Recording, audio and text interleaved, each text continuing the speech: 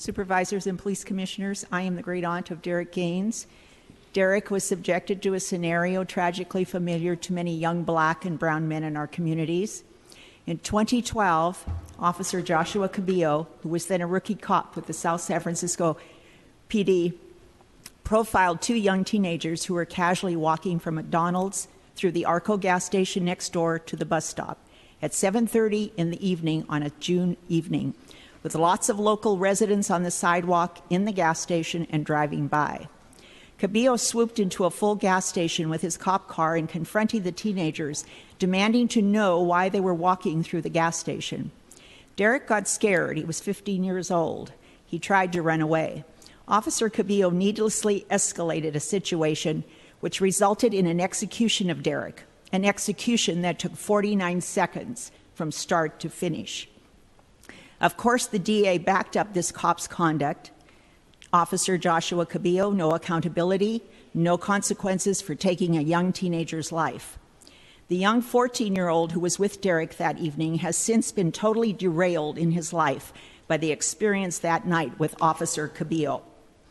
Although DA Wagstaff of San Mateo County upheld Cabillo's conduct, the family received a sizable settlement in a civil suit. What does that tell you?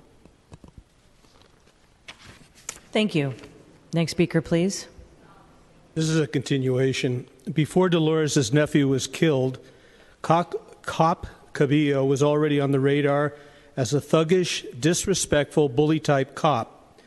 Without being on probation, a South San Francisco man claims, police detained him in his home while performing a probation search that wrecked his house. Valuables were taken, and he was subjected to arrest and a 5-day stint in jail, when in fact, he was not on probation according to a lawsuit filed. Who was the defendant? Cabillo. One South San Francisco high school student said the following about Cop Cabillo. He worked for South San Francisco Police Department and would tell my friends, "I'm going to kill you one day, watch." My freshman year, I was called in the office because the school accused me of selling weed. Cabillo goes to South San Francisco High School to investigate. He takes me in a room and gets in my face. It's just me and him in the room. I hate the kids in your side of the city. I was raised in the east side of South City. He then says, "I'm going to arrest you, bitch ass, one effing day." He got mad because he had nothing on me and they couldn't find anything on me. I was 15 at the time. What is clear is that Officer Cabillo's abusive tendencies have been so far too regular to escape the notice of the community, and thus could not have possibly escaped the notice of the South San Francisco Police Department or the San Francisco Police Department. Thank you. Next speaker, please. Put the visuals back on.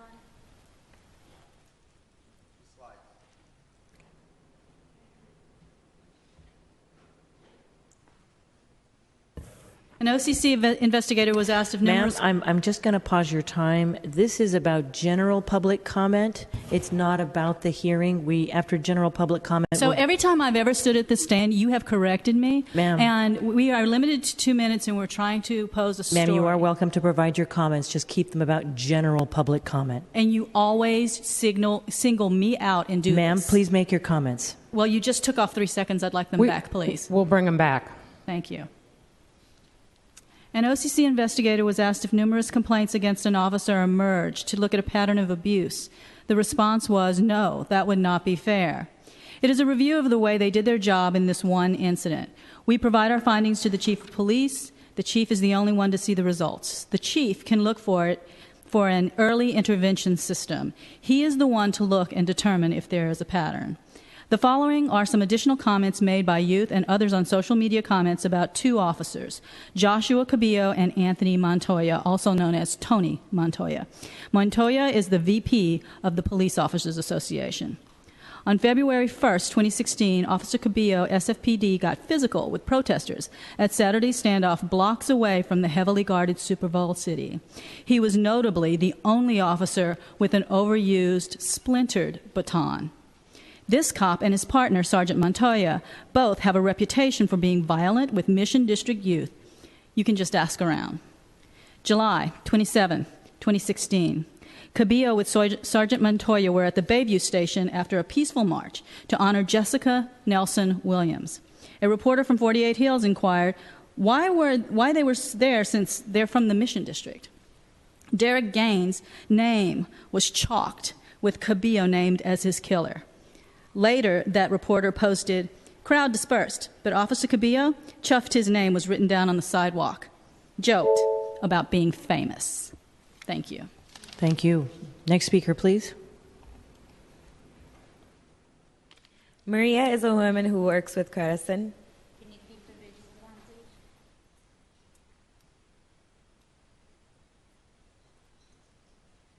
Not talking. Hi. Maria is a woman who works with Credison, an international organization that empowers and responds to needs of Latino, immigrant, and other underserved SF Bay Area families. She received last week Credison's Employee of the Year. Maria has also had an encounter with Officer Cabillo in the Mission February 2015. After she had parked her car, was on the sidewalk heading to getting a bite to eat with her husband and cousin. She was asked for the IDs of the men. They gave little pushback, asking why and why they were being detained for some reason. He indicated that they were not. So they proceeded away to the restaurant. Upon returning to the car, Cabillo was having her car towed, was arresting her husband as having driven on a suspended license. Later in court, the judge threw out all of this and said that her husband's right had been violated because he had not been driving at all. A 30-day hold was put on her car, and you can imagine how expensive that was. I'm sure that Officer Cabillo did this just because they had questioned his actions and they knew who he was and what he was doing in the mission. Maria filed an OCC complaint on 2/24/15 with investigator William Hui.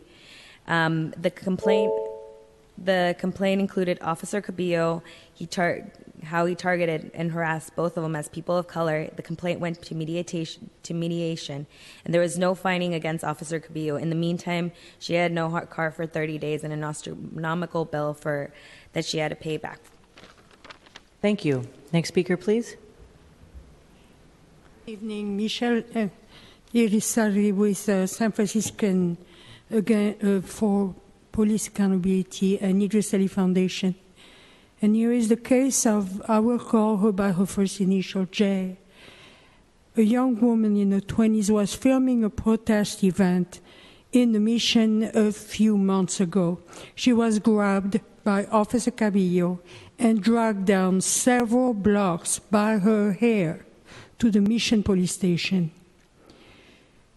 And I actually saw the bruising on her body, and it was frankly horrendous.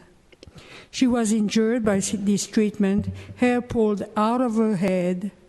When asking him why he had pulled her hair for 3 blocks or more, he commented that he liked it, and he thought that she liked it too. She will be filing her complaint. She has actually filed a complaint now with the OCC. Part of the reluctance in filing these complaints is the physical trauma involved in physical attacks to effect the arrest. Then there is also the profound, grave psychological element, especially for young people who have never been arrested or beaten by cop. Thank you. Next speaker, please.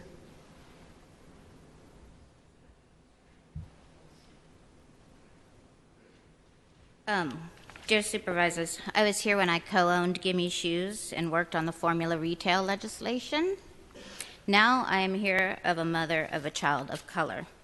My son is a victim of police brutality, which has unique psychological effects similar to those of a victim of rape. I will not say his name in public for that reason. To process the trauma, he did this painting of the view from our window and wrote this statement for the ACLU, which represented him versus the SFPD. The officers who assaulted me were unprofessional, and their behavior was downright malicious. Not all police officers do terrible things, but the ones who assaulted me unfortunately cast an ugly shadow on the rest of the SFPD whom they share the uniform with.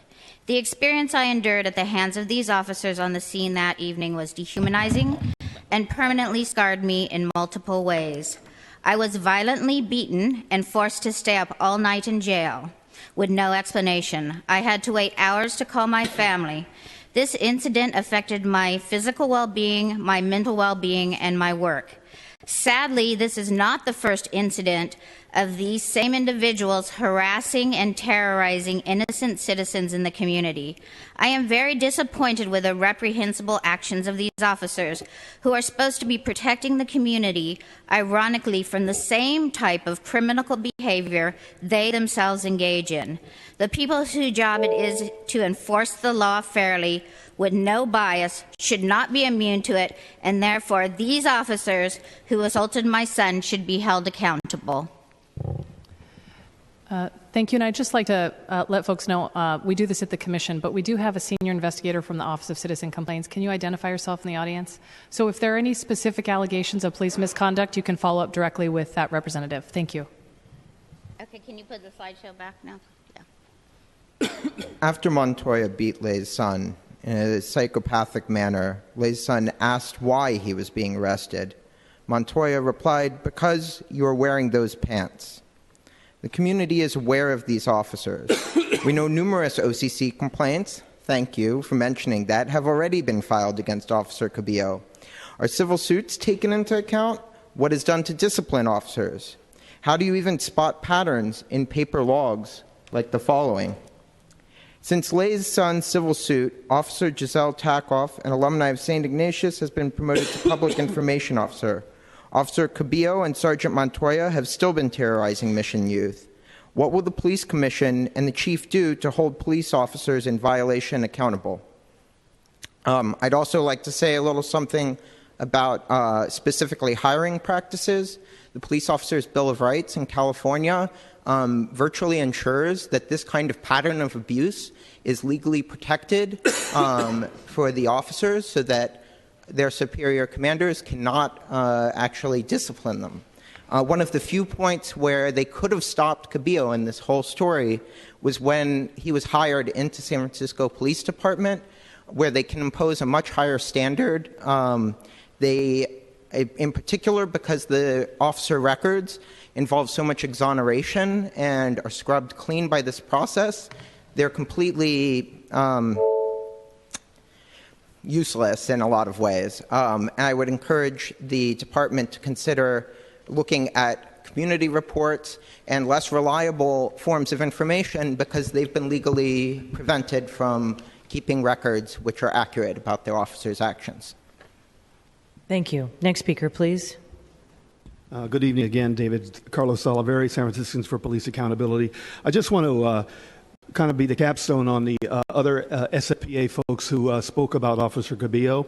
I think it is really shocking that his partner, Tony Montoya, Vice President of the Police Officers Association, is in the running for the presidency of the SFPOA when Martin Halloran resigns. That is really shocking. I'm not sure how the commission could possibly work with somebody like this who has a record himself of violence and who is the partner and enabler of a cop who killed somebody, a 15-year-old in South San Francisco, who has repeatedly beat up kids in the mission, who dragged a protester by her hair and then made disparaging sexual comments to her.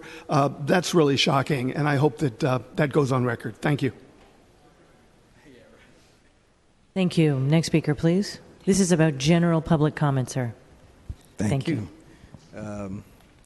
Good evening, Daniel. For the record, to the supervisors and commissioners, once again, thank you for calling this hearing. So, I have to say something because the officer that many of the people have came before and spoke about Officer Cabillo, I guess that's his name.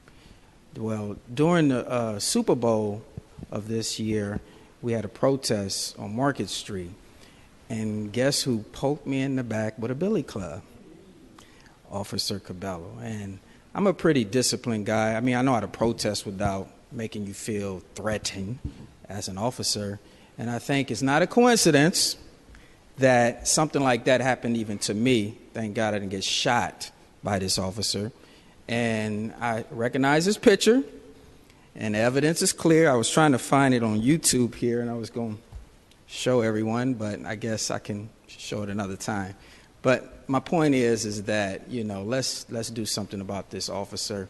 I like to file a complaint with OCC now, and let's take it from here. And, you know, by the way, I know this is general public comment, but, you know, this is a Trump thing going around, and we don't want to embolden officers who have tendency to be rogue officers and who have tendencies to disrespect everyone's constitutional rights. So let's be clear going forward that let's stand together against any rogue police officer, any rogue official. Now, let me stop. But let's just stand together and let's make sure that we identify what's the problem within this department so we can make this department work for everyone. Amen? Amen. Thank you. Thank you. Next speaker, please. Ms. Jones, welcome. Thank you. 2 minutes. Okay, so first, let me say, Felicia Jones, Wealth and Disparities in the Black Community, Justice for Mario Woods. My first point would be to Supervisor Peskin, and I just want to say I'm glad that you see yourself as white middle-class man having good experience with the police department or police officers. So hooray for that.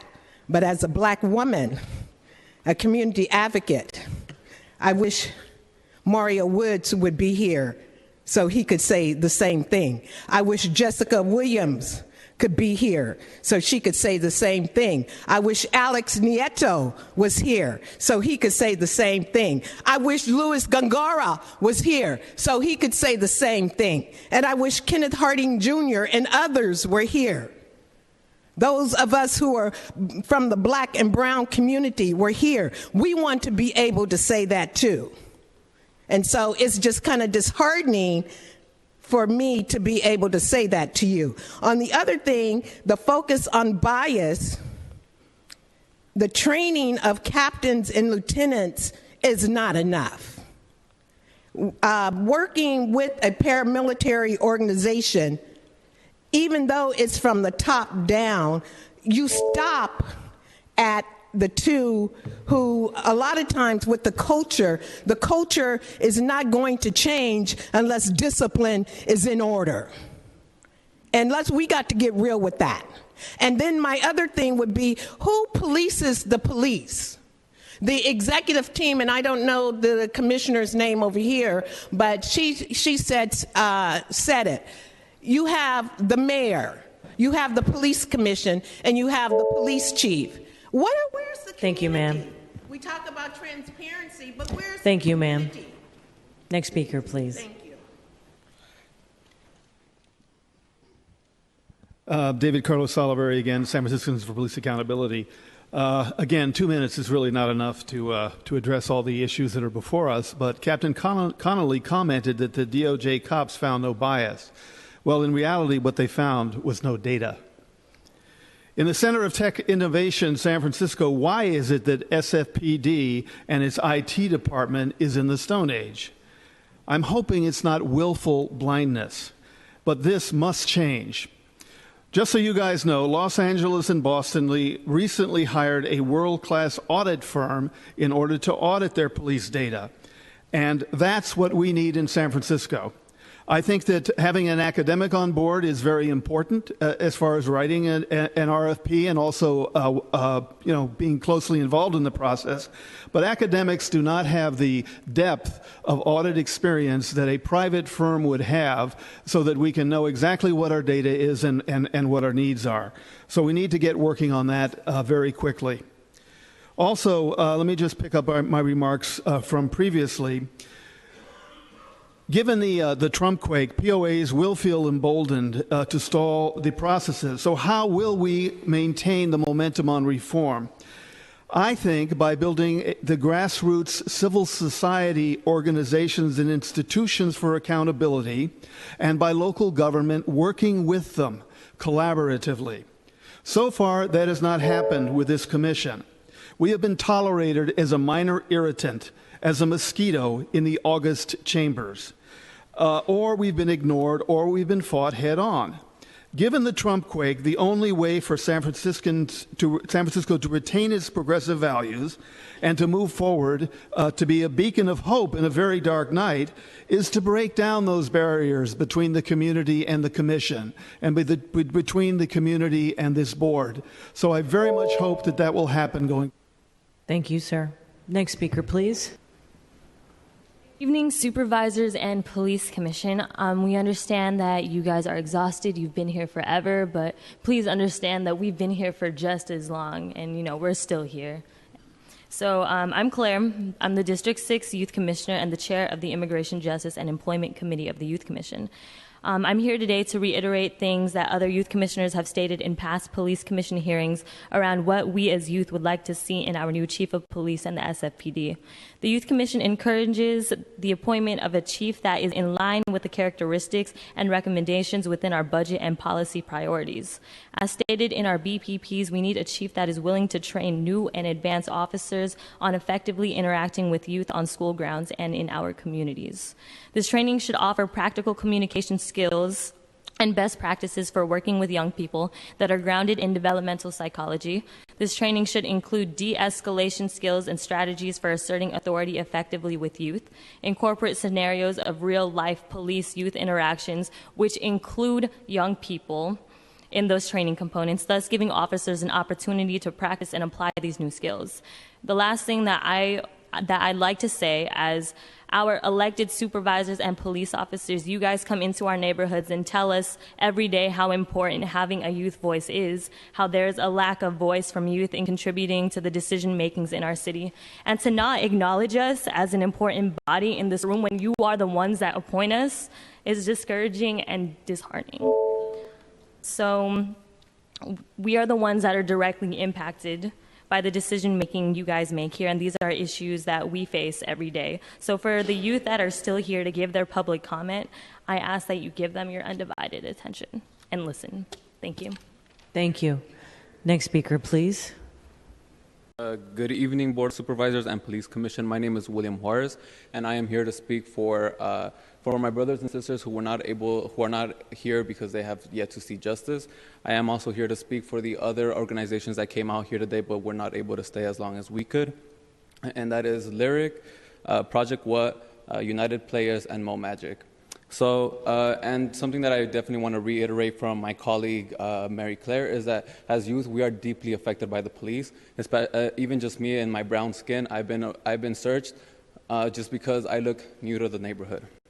But anyway, my name is William Juarez, and I am the Vice Chair of the Youth Commission. I am a junior at San Francisco State University, and I'm here to really urge the Police Commission to really look at the Youth Commission's BPPs, which is the budget priority policy priorities, where we urge you guys to please be more mindful and be more, how do I say this, to be more sensitive around arresting our youth on campuses and arresting their parents in front of them. And we also ask that, in considering that the Trump quake, as we've been hearing today, to be much more sensitive around undocumented youth and their undocumented parents. Thank you.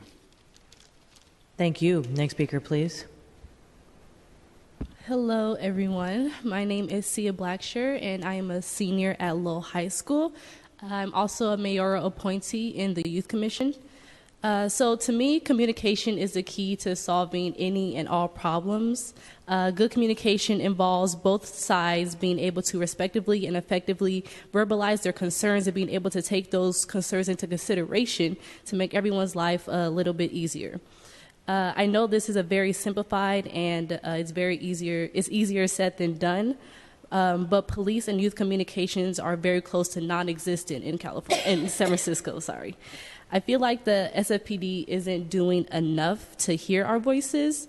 We are literally the future, And as cliche as it sounds, it's the truth. If you don't show an honest effort into making sure that youth-police relations are set on a positive tone, then you're just adding to the ongoing cycle of just distrust within our communities. Coming from my neighborhood, Bayview Hunters Point, where police presence or running into an officer is, pretty much inevitable, positive relationships is key, because if not, it could result in a lot of unnecessary problems. So, sorry. Respect is crucial. Empathy is crucial. Trust is crucial. If you want to see progress, then you have to start with the youth. It's going on 9 o'clock. We had a lot of people here that would have liked to speak, but, we all have school tomorrow. I have school tomorrow. I have to wake up at 5:30. I'm pretty sure a lot of you guys want to be home as well. But just to take in consideration that there are youth that would like to participate in things like this. And when it's very difficult to do that, you obviously see low numbers of youth. So I just want everyone to take that in consideration when planning these meetings or anything else in the future. Thank you. Thank you for your comments. Next speaker, please. Good evening, Police Commission and Board of Supervisors. I just want to say that today is such a good day, isn't it? It's so calm, right? Yeah. That's how I see my days. Sometimes they're bad, sometimes they're good, but at the end of the day, you got to be positive about it. So, my name is Cecilia Galliano. I live in District 10. This is my second year on the Youth Commission.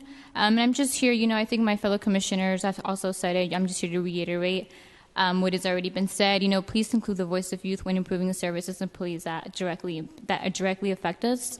Currently, right now, SFPD has a Department General Order 7.04. I have reiterated this in the past in the Youth Commission meetings. What this Department General Order is it's pretty much at the time of parent's arrest, that the child is not present.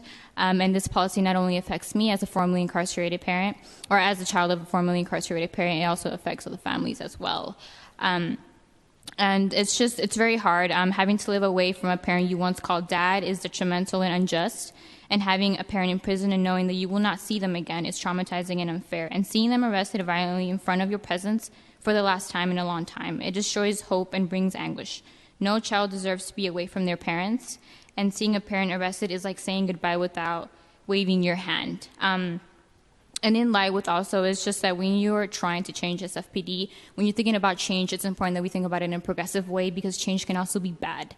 And so I just want to just reiterate that, and just to say that progressiveness, we need to look at progressiveness within the SFPD when you are looking in a different lens. So I don't think that we need to use our past strategies that have maybe worked in the past. I think that we need to start looking at it from a different angle in a positive way. And there are a lot of youth that I really wish could have really been present to really just share their direct experiences that they have had with the police. But at the same time, it's kind of hard to have youth come up here and tell you all policymakers how they feel when their voice. Thank you, Commissioner. Thank you. Welcome, President Matz. Hi, my name is Madeline Matz. I'm a senior at the Urban School of San Francisco, and I'm the chair of this year's Youth Commission.